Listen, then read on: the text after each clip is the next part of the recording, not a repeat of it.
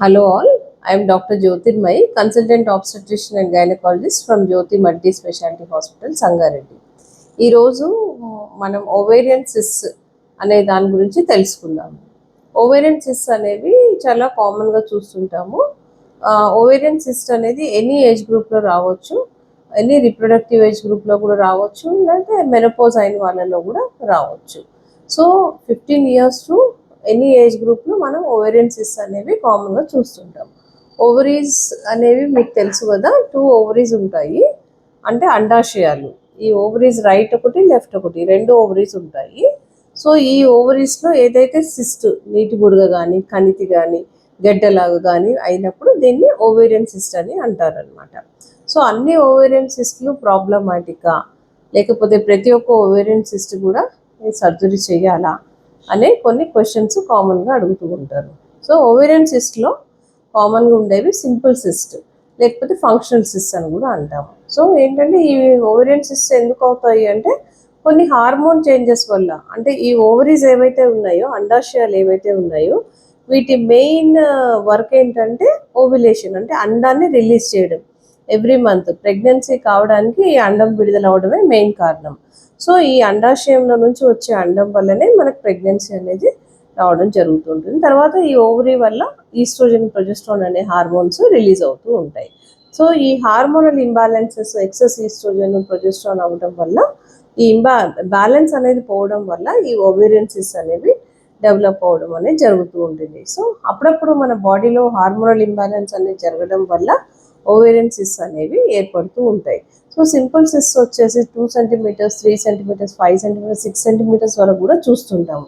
So simple cyst ఎలా ఉంటాయి అంటే చిన్న సిస్ట్ వాల్ ఉంటుంది, దాని లోపల ఫ్లూయిడ్ లాగా కనిపిస్తూ ఉంటుంది. సో అది క్లియర్ ఫ్లూయిడ్ అవ్వచ్చు, ఒక్కొక్కసారి బ్లడ్ కూడా నిండి ఉండొచ్చు, హెమరేజిక్ కూడా ఉండొచ్చు.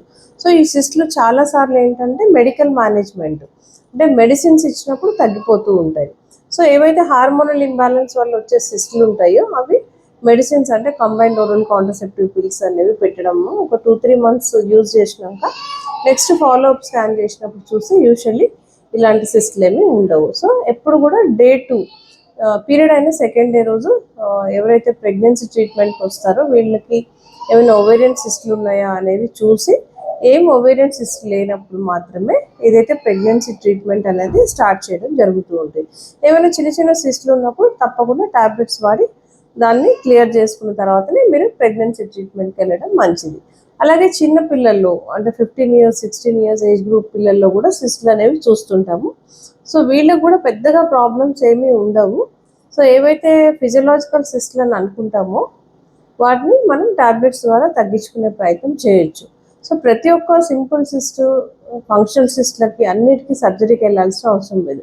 ఇప్పుడు సిస్ట్ చాలా పెద్దగా ఉన్నప్పుడు అది ఒడి తిరిగే అవకాశం ఉంటుంది, కాబట్టి ఏమైనా పెయిన్ అలాంటి సిమ్టమ్స్ ఉన్నప్పుడు మాత్రమే మీరు సర్జికల్ ట్రీట్మెంట్కి వెళ్ళాల్సి ఉంటుంది. So coming to complex cyst, అంటే కొన్ని సిస్ట్లు ఏంటంటే పెద్దగా ఉంటాయి, లోపల కొన్ని ఏరియాస్లో మల్టీ లాక్యులేటెడ్, చాలా గదులుగా ఉండడము, కొన్ని గదుల్లో ఫ్లూయిడ్ ఉండడము, కొన్ని గదుల్లో సాలిడ్ మెటీరియల్ ఉండడం, అలాంటి మల్టీ లాక్యులేటెడ్ కాంప్లెక్స్ సిస్ట్లు ఉన్నప్పుడు మాత్రం ఇదేమైనా అబ్నార్మలా అనేది CA-125 అనే టెస్ట్ చేయించుకొని, తర్వాత అది ఎలాంటి సిస్ట్, సీరస్ సిస్టా, తర్వాత మ్యూసినస్ సిస్టా, సిస్టెడినోమస్ ఉంటాయి, ఇలాంటివి ఏమైనా ఉన్నాయేమో అని తెలుసుకున్న తర్వాత కంపల్సరీ సర్జికల్ మేనేజ్మెంట్ ఇలాంటి వాళ్ళలో అవసరం పడే ఛాన్సెస్ ఎక్కువ ఉంటాయి. So any patient with ovarian cyst panic అయిపోవాల్సిన అవసరం లేదు. వీటిని కరెక్ట్గా డయాగ్నోస్ చేసి ప్రాపర్ ట్రీట్మెంట్ ఇచ్చినట్లయితే తొందరగా వీటి నుంచి మనకి రిలీఫ్ అనేది దొరుకుతుంది. సో కంపల్సరీ ఏం చేయాలి అంటే ఏసిమ్టమాటిక్, యూజువల్లీ ఈ పేషెంట్స్కి ఏంటంటే ఎలాంటి సిమ్టమ్స్ ఉండవు. రొటీన్గా ఎగ్జామినేషన్ చేసినప్పుడు కానీ అల్ట్రాసౌండ్ చేసినప్పుడు కానీ ఈ సిస్ట్లు అనేవి బయటపడుతూ ఉంటాయి. సో ఎలాంటి సిమ్టమ్స్తో వీళ్ళు హాస్పిటల్కి వస్తూ ఉంటారు. యూజువల్లీ ఏం సిమ్టమ్స్ ఉండవు, ఇందాక చెప్పినట్టుగా రొటీన్ అల్ట్రాసౌండ్ స్కాన్లో కొంతమందికి తెలుస్తూ ఉంటాయి. అలాంటి వాటిని 1 or 2 months మెడికల్ మేనేజ్మెంట్ ఇచ్చేస్తే సరిపోతుంది.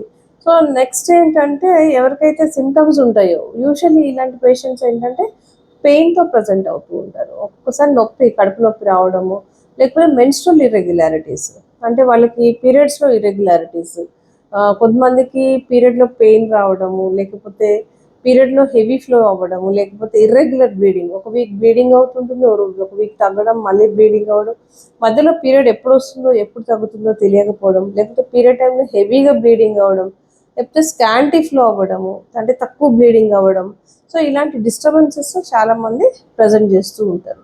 సో దీని కాజ్ ఏంటి అని తెలుసుకొని దానికి కావాల్సిన ట్రీట్మెంట్ ఇస్తే సరిపోతుంది. So coming to the most important aspect ఏంటంటే ఎండోమెట్రియోసిస్. ఎండోమెట్రియోటిక్ సిస్ట్లు ఉంటే మాత్రం తప్పకుండా వాటిని డయాగ్నోస్ చేసుకోవాలి. యూజువల్లీ ఈ పేషెంట్స్ ఏంటంటే వీళ్ళకి పెయిన్ చాలా కామన్ సిమ్టమ్ ఉంటుంది. తర్వాత ఇన్ఫర్టిలిటీ, రీప్రొడక్టివ్ ఏజ్ గ్రూప్లో ఉండి మ్యారీడ్ కపుల్స్ అయితే కనుక వాళ్ళకి ప్రెగ్నెన్సీ రాకపోవడం అనే ప్రాబ్లం ఎక్కువగా ఉంటుంది. సో ఎండోమెట్రియోసిస్ కనుక డిటెక్ట్ అయితే కంపల్సరీ దానికి మెడికల్ మేనేజ్మెంట్ కానీ లేకపోతే సర్జికల్ మేనేజ్మెంట్ కానీ చేసుకొని నెక్స్ట్ ఫర్టిలిటీ ట్రీట్మెంట్కి వెళ్ళవలసి ఉంటుంది. సో ఒక్కొక్కసారి పీసీఓడి వల్ల కూడా సిస్ట్లు వస్తూ ఉంటాయి. సో పీసీఓడిలో వచ్చే సిస్ట్లు చాలా వరకు చిన్న చిన్నగానే ఉంటాయి, మరీ పెద్దగా ఏముండవు. సమ్టైమ్స్ థైరాయిడ్ ప్రాబ్లమ్స్ వల్ల కూడా సిస్ట్లు అనేవి డెవలప్ అవుతూ ఉంటాయి. సో ఒక థైరాయిడ్ ప్రొఫైల్ చేసుకోవడం, ఏదైనా హైపోథైరాయిడిజం కానీ ఉంటే దాన్ని కరెక్ట్ చేసుకోవడం కూడా very very important. So very important aspect ఏంటంటే పోస్ట్ మెనోపాజల్ బ్లీడింగ్. అంటే ఎవరైతే మెనోపాజ్ అటైన్ అయిపోయి ఉంటారో వాళ్ళల్లో కూడా బ్లీడింగ్ అవ్వడము, అంటే మెనోపాజ్ అటైన్ అయ్యి 2-3 ఇయర్స్ అయిపోవడం, 10 ఇయర్స్ తర్వాత కూడా మాకు బ్లీడింగ్ అవుతుంది అని వస్తారు కొంతమంది. అలాంటి వాళ్ళకి తప్పకుండా ఒక క్లినికల్ ఎగ్జామినేషన్ చేయాలి, అంటే లోపల పరీక్ష చేయించుకోవాలి. తర్వాత అల్ట్రాసౌండ్ స్కానింగ్ చేయించుకుంటే ఏమైనా సిస్ట్లు ఉన్నాయా, ఏమైనా ఫైబ్రాయిడ్స్ ఉన్నాయా, ఏమైనా అబ్నార్మాలిటీస్ ఉన్నాయా, ఏమైనా ట్యూబ్లో ప్రాబ్లమ్స్ ఉన్నాయా అనేవి డిటెక్ట్ అవుతాయి. సో ఈ ఏజ్ గ్రూప్లో కనుక సిస్ట్లు కనపడితే ఫస్ట్ రూల్ అవుట్ చేయాల్సింది క్యాన్సర్స్. సో క్యాన్సర్ కనుక మనము సస్పెక్ట్ చేసినట్లయితే ఫర్దర్ ఇన్వెస్టిగేషన్స్ అంటే ఎంఆర్ఐ పెల్విస్ కానీ ఇలాంటి టెస్టులు చేసుకొని దానికి అది ఏ స్టేజ్లో ఉంది అనే దాన్ని బట్టి స్టేజింగ్ చేసుకున్న తర్వాత దాన్ని ఒక ప్రాపర్ ఆంకాలజిస్ట్ దగ్గర పంపించి ఫర్దర్ ట్రీట్మెంట్ చేసుకోవాల్సి వస్తుంది.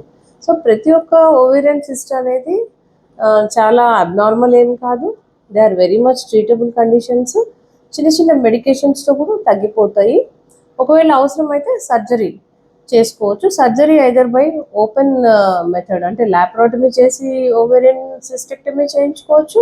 ఓవేరియన్ సిస్టెక్టమీ అంటే ఏంటంటే ఓవరీలో కొంత పార్ట్ ఎక్కడైతే సిస్ట్ ఉంటుందో ఈ మొత్తం ఓవరీ తీసేయాల్సిన అవసరం లేకుండా కొంత పార్ట్ ఎక్కడైతే సిస్ట్ పార్ట్ ఉంటుందో దాన్ని మాత్రమే తీసేయచ్చు. దాన్ని సిస్టెక్టమీ అంటారు. ఓవరీని సేవ్ చేయొచ్చు. రీప్రొడక్టివ్ ఏజ్ గ్రూప్ వాళ్ళకి ఓవరీ సేవ్ చేయటం వల్ల మనకి ఏంటంటే ఫర్దర్గా వాళ్ళకి ప్రెగ్నెన్సీ వచ్చే ఛాన్సెస్ అనేవి బెటర్గా ఉంటాయి. సో ల్యాప్రోటమీ, లేకపోతే లాప్రోస్కోపిక్ ఓవేరియన్ సిస్టెక్టమీ. లాప్రోస్కోపీ అంటే చిన్న కీహోల్ సర్జరీ చేసి ఓవేరియన్ సిస్ట్ని రిమూవ్ చేయొచ్చు.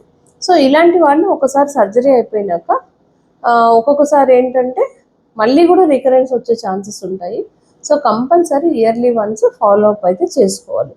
ఇంకోటి డర్మాయిడ్ అనే సిస్ట్ ఉంటుందండి, దానికి జెనెటిక్ ప్రీడిస్పోజిషన్ ఉంటుంది. సో అది సాలిడ్ ఓవేరియన్ ట్యూమర్. దాంట్లో టీత్, తర్వాత హెయిర్ ఇలాంటి టిష్యూస్ ఉంటాయి. ఎవరైతే డర్మాయిడ్ అనేది డయాగ్నోస్ అయ్యిందో అల్ట్రాసౌండ్ స్కాన్లో ఒకవేళ డర్మాయిడ్ కనుక 2-3 సెంటీమీటర్సే ఉంటే కనుక ఫాలో అప్ స్కాన్స్ చేసుకుంటూ వెయిట్ చేసుకొని చూసుకోవచ్చు. కానీ డర్మాయిడ్ కనుక 5 సెంటీమీటర్స్ అలా ఉంటే మాత్రం డెఫినెట్లీ దానికి 100% సర్జికల్ రిమూవల్ చేయాల్సి ఉంటుంది. So any ovarian cyst surgery చేసిన తర్వాత దాన్ని హిస్టోపెథాలజీకి పంపించి అది ఎలాంటి సిస్ట్ అనేది మనం డయాగ్నోస్ చేసుకొని దానికి రిక్వైర్డ్ ట్రీట్మెంట్ అనేది చేసుకోవాల్సి ఉంటుంది.